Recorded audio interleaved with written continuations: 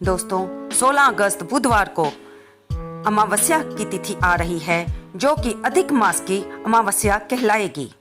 आज की वीडियो में हम इसी अमावस्या के बारे में सुनेंगे कि इसकी क्या पूजा विधि है, हमें क्या दान करना चाहिए, ये किसको समर्पित होती है और इसकी कथा क्या है। सबसे पहले संतों की वाणी में आप सबका स्वागत है और आप सबका बहुत बहुत धन्यवाद कि आप मेरी वीडियोस को इतना प्यार दे रहे हो। भगवान आपके भक्ति मार्ग में आपको और अग्रसर करें और भगवान से मेरी प्रार्थना कि आप जो भी पुण्य कार्य कर रहे हैं उनसे परमात्मा प्रसन्न होकर आपकी मनोकामनाओं को पूरा करें और आपके पुण्य की प्राप्ति हो। आइए चलते हैं हम अपनी वीडियो की तरफ। हिंदू पंचांग के अनुसार 15 अगस्त मंगलवार को दोपहर 12:42 से अमावस्या तिथि शुरू हो रही है, जो कि 16 अगस्त को बुधवार को दोपहर 3:07 को समाप्त होगी। ऐसे में अधिक मास की अमावस्या 16 अगस्त को पड़ रही है। अधिक मास की अमावस्या समाप्त होने के साथ ही श्रावण मास का आरंभ का संयोग बन रहा है, तो दोनों तिथियां एक साथ होने के कारण ये दिन काफी शुभ माना जा रहा है। शिव पुराण के अनुसार श्रावण के महीने में भगवान शिव और माता पार्वती पृथ्वी पर निवास करते हैं, इसलिए इस मास में पूजा करने से धन धान्य की प्राप्ति होती है। इसके साथ ही अधिक अमावस्या तिथि पड़ने के कारण पितरों का भी आशीर्वाद मिलता है। इसलिए इस वीडियो में हम जानेंगे कि अधिक मास की अमावस्या पर हमें क्या क्या काम करने चाहिए। दोस्तों, अधिक मास की अमावस्या पर आप गंगा स्नान अवश्य करें, लेकिन अगर आप दूर रहते हैं, आप गंगा की तट पर यानी कि हरिद्वार नहीं जा पा रहे या किसी पवित्र नदी के पास नहीं जा पा रहे, तो आप घर में ही स्नान वाले पानी में थोड़ा सा गंगा जल डालकर स्नान करें। इससे नहाने से भी गंगा स्नान के बराबर फल की प्राप्ति होती है। दूसरा, इस दिन गणेश जी के मंत्र का जाप करें। अधिक मास की अमावस्या तिथि को गणपति जी की विधिवत पूजा करने के दुर्वा चढ़ाएं, भोग में उन्हें लड्डू खिलाएं और इसके साथ ही पूजा करते हुए यानी कि फल फूल माला धूप दीप नैवेद्य चढ़ाकर ओम गंग गणपतये नमः मंत्र का जाप करें। भगवान विघ्नहर्ता कहलाते हैं, तो आपके सभी विघ्नों को वो दूर करेंगे, ऐसी उनसे प्रार्थना करें। फिर अधिक मास की अमावस्या तिथि को शिवलिंग पर जल अर्पित करें। इसके साथ ही बेल पत्र धतूरा आक के फूल जनेऊ गुलाब कनेर चढ़ाएं। सफेद चंदन का त्रिपुंड लगाएं। इसके बाद घी का दीपक धूप जलाकर ओम नमः शिवाय मंत्र का जप करें। अधिक मास की अमावस्या तिथि को पितरों का श्राद्ध तर्पण करना भी लाभकारी माना जाता है, इसलिए इस दिन अपने पितरों का ध्यान करते हुए हाथों में चावल और काले तिल लेकर श्राद्ध का संकल्प लें। इसके साथ ही ब्राह्मणों को भोजन करवाएं और कौवा गाय कुत्ते को भी भोजन कराएं।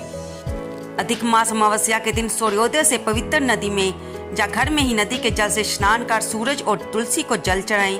दोपहर में पितरों के निमित्त तर्पण और श्राद्ध कर्म करें। सुहागिन महिलाएं पति की दीर्घायु की कामना करते हुए इस दिन पीपल के वृक्ष में की हुई पूजा करती हैं और उसकी परिक्रमा करती हैं।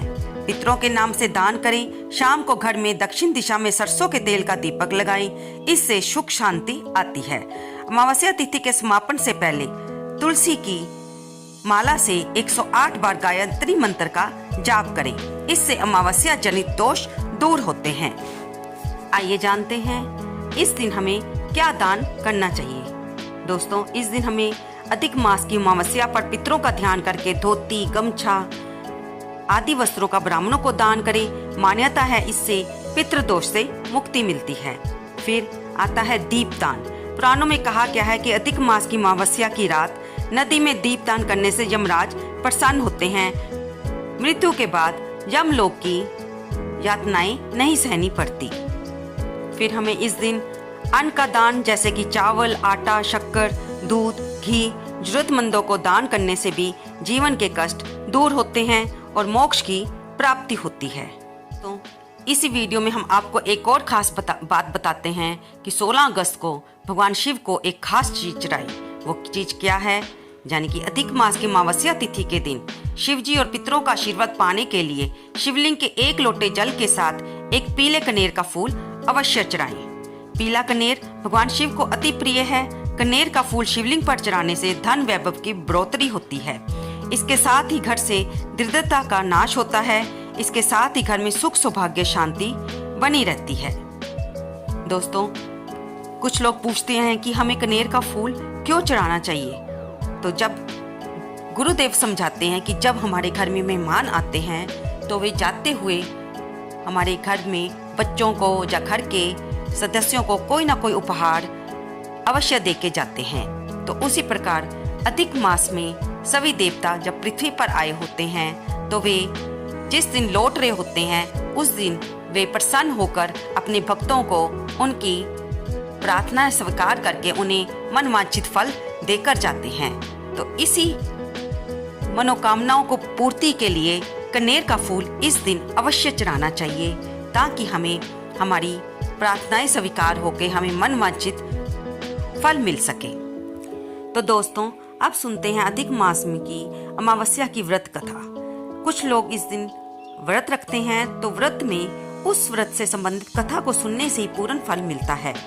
व्रत कथा के अनुसार एक गरीब ब्राह्मण परिवार था। उस परिवार में पति पत्नी एवं उसकी एक पुत्री भी थी।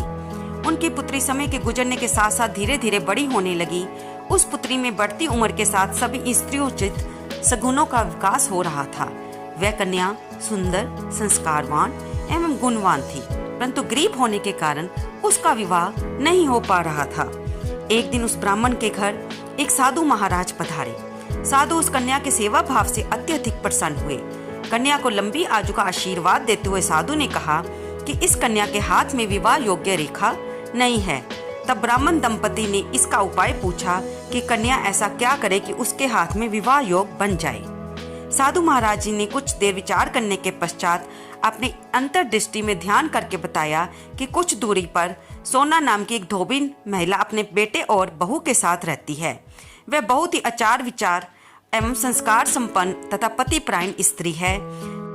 यदि ये कन्या उस धोबिन की सेवा करे और वह महिला इसकी शादी में अपनी मांग का सिंदूर लगा दे, तो इसके बाद इस कन्या का विवाह हो जाए तो इस कन्या का वैधव्य योग मिट सकता है।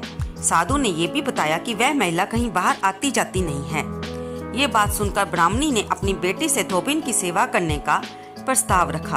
अगले दिन ही कन्या प्रातःकाल उठकर सोना धोबिन के घर जाकर साफ सफाई एवं सारे कार्य करके अपने घर वापस आने लगी। एक दिन सोना धोबिन ने अपनी बहू से पूछा कि तुम तो सुबह ही सारे काम उठकर निपटा लेती हो, पता भी नहीं चलता। तो बहू ने कहा कि मां जी, मैंने सोचा है कि आप सारे काम सुबह उठकर कर लेते हैं, मैं तो देर से उठती हूँ। ये सब जानकर दोनों सास बहू घर की निगरानी करने लगी कि कौन है जो घर का सारा काम इतनी सुबह करके चला जाता है। कई दिनों के बाद धोबी ने देखा कि एक कन्या मुंह ढके अंधेरे में आती है और सारे काम करने के बाद चली जाती है। जब वह जाने लगी तो सोना धोबिन उसके पैरों में गिरकर बोली कि आप कौन हैं और इस तरह छुपकर मेरे घर की चाकरी क्यों करती हैं। तब कन्या ने साधु द्वारा गई हुई सारी बात बताई। सोना धोबिन पतिपरायण थी, अतः उसमें तेज था। वह तैयार होगी। सोना धोबिन के पति थोड़े अस्वस्थ थे। जाते हुए उसने अपने बेटा और बहू से कहा कि वह जब तक वापस नहीं आ जाती उसके पति का ध्यान रखें और अगर उन्हें कुछ हो जाता है तो भी उन्हें घर पर ही रहने दें और उसका वापस आने का इंतजार करें। जब सोना धोबिन उस कन्या के साथ उसके घर चलेगी तो उसके माता पिता ने उसका विवाह रचाया और जैसे ही शादी के समय सोना धोबिन ने अपने मांग का सिंदूर उस कन्या की मांग में लगाया तो सोना धोबिन का पति मर गया। उसे इस बात का पता चल गया। उसने कन्या की मां से कहा कि मुझे श्रृंगार का सारा सामान दे दो और वह घर से निराजल ही चली। उस दिन अमावस्या थी और उसने सोचा कि अब तक के मैंने जितने भी अमावस्या के व्रत रखे हैं और पीपल के पेड़ की सेवा की है वो सारा फल मैंने इस कन्या को दे दिया है। इसलिए अब रास्ते में जहाँ कहीं भी पीपल का पेड़ मिलेगा मैं उसे भंवरी देकर उसकी परिक्रमा करके ही जल ग्रहण करूंगी। वह जा रही थी तो रास्ते में पीपल का एक पेड़ पड़ा। सोना धोबी ने उस पीपल के पेड़ की ईंट के टुकड़ों से 108 बार भंवरी देकर परिक्रमा की। उस दिन सोमावती अमावस्या थी और उसके बाद ही उसने पूजा करके जल ग्रहण किया। अब ये फल क्योंकि उसका अपना था। ऐसा करते ही उसके पति के मृत शरीर में वापस जान आ गई। सोना धोबिन का पति फिर से जीवित हो उठा। जब लोगों को इस बात का पता चला तो उन्होंने सोना धोबिन के पतिव्रता होने का बहुत ही सम्मान किया और उस दिन से जब व्रत की महत्व के बारे में लोगों को पता चला तो सभी सुहागिनें इस व्रत को रखने लगी ताकि उनके सुहाग की आयु लंबी हो। तो दोस्तों, ये सारी जानकारी अधिक मास के अमावस्या व्रत के बारे में थी कि आप कोई भी अमावस्या का जब व्रत रखते हैं उसमें पीपल के पेड़ की पूजा अवश्य करें, क्योंकि ये व्रत हमारे पितरों से भी संबंधित होता है। हमारे सुहाग की लंबी आयु के लिए भी हम सुहागिनें स्त्रियां कामनाएं करती हैं और भगवान उसे अवश्य पूरी करते हैं और इससे हमारे पितृदेव भी प्रसन्न होते हैं। तो आपको ये जानकारी कैसी लगी? कृपया इसे लाइक करें, शेयर करें और अगर आपने व्रत रखा है तो शाम को पीपल के पेड़ पर दीपक जलाना ना भूलें